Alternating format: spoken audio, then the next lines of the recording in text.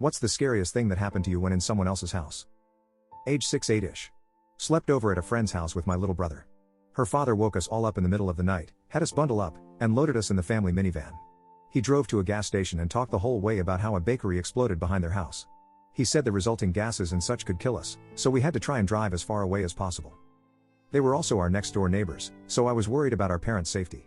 At the gas station, our friend's mom bought us snacks while he canvassed the area. I told her I didn't hear any explosion and asked about my parents. She must have called them from a pay phone during the snack run, because they pulled up a few minutes later to take us home.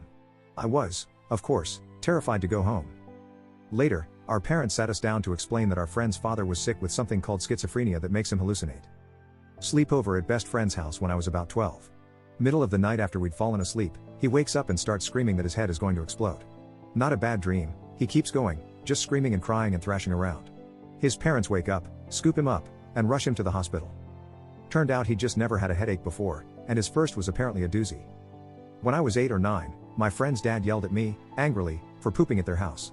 I lived down the street, so he told me that I should have went home to poop. 15, me and 2 other friends was at a friend's house. Him and his brother were arguing, then his older brother beat the absolute crap out of him. I tried to step and then he shoved me in the wall, then their father stepped in and started going ham on the older brother. I was 14 or 15 and spent many weekends at my friend's house. One day we discovered that her mom's boyfriend has a hidden camera in her room, under her desk.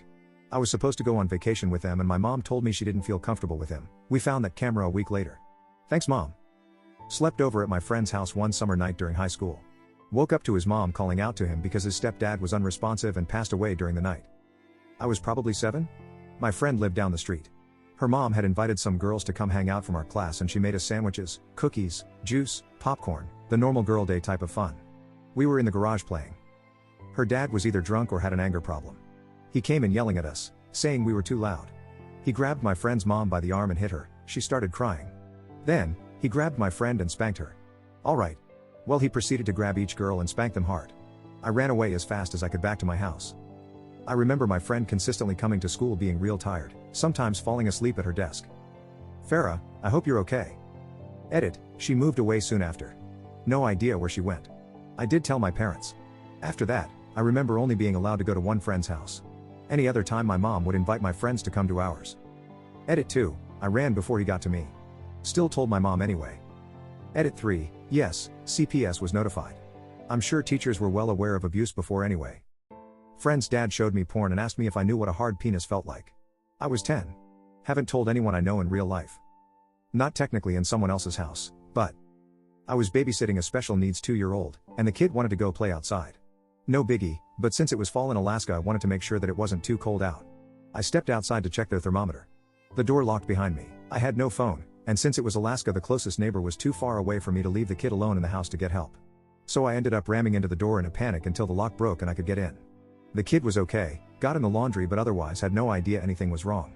I thought I would get in trouble for breaking their door but the mother said I could have broken a window and she wouldn't have cared. The mom paid me $50 for it, though, and that's a lot of money for a 12-year-old. Edit, to be clear, I didn't break the door itself. Just the lock. Their lock wasn't a standard deadbolt or anything. It was a gate latch that was opened by a hidden string on the outside. The door couldn't be unlocked because the string had wrapped around the locking bolt, so it would pull tighter the more it was pulled. I opened the door by slamming against it enough that the bolt bent and I could get my fingers in there to lift it. It took a good hour or 2 of bashing the door. They replaced it with a deadbolt the next day. And I was the 12-year-old, the kid was 2, and the mom was in her 30s, I don't know. Sorry if that wasn't clear. My cousin brings me to his friend's house. We all hang out in the basement. My cousin forgets his cigarettes and asks if I can grab them from his car outside. I think nothing of it, go grab the cigs and start making my way back to the house.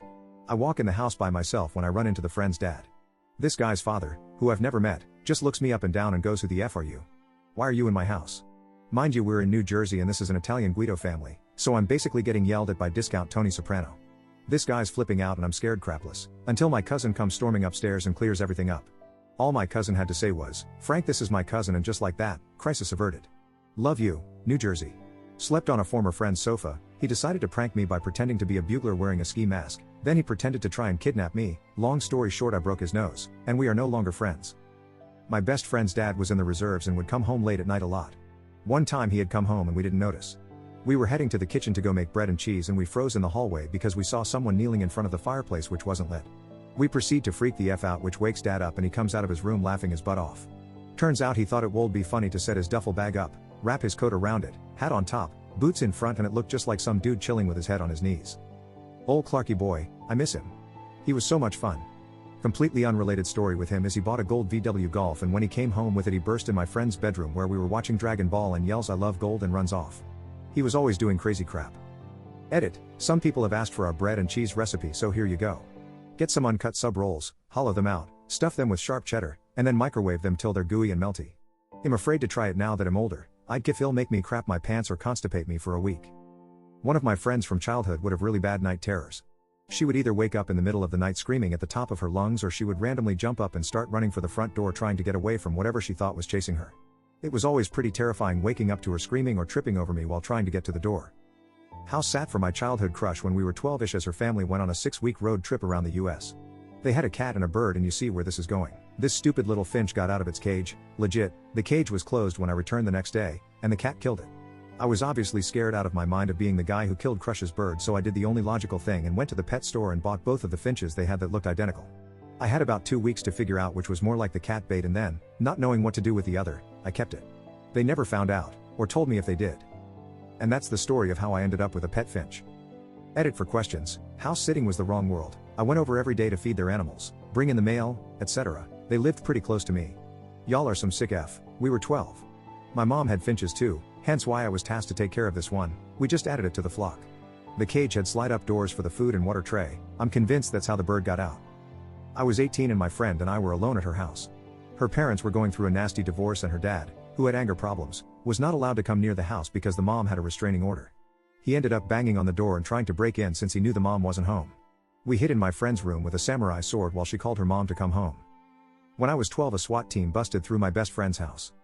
Turns out her dad was wanted for smuggling people/drugs for the Mexican cartel. Fortunately, they hadn't seen him in several years. He's in prison now. I hope you guys like this video. If you did, make sure like, comment, share and subscribe the channel. Our posts